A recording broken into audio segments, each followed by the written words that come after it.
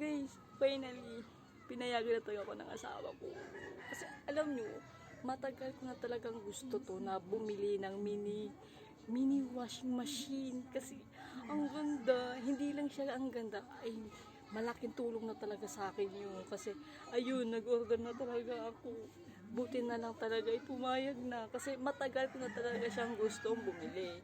Gustong gusto ko talagang bumili noon. Kaso lang, problema lang ay lagi talaga akong hinaharang ng jowa ko, ng asawa ko.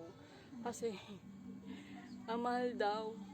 Tsaka kung panggastos talaga namin ay baka daw po masushoot kami sa pang budget namin. So ngayon finally talaga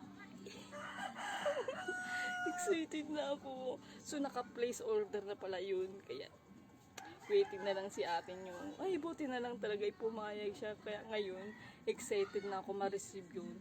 Ipapakita ko na lang sa inyo kapag andyan na, kapag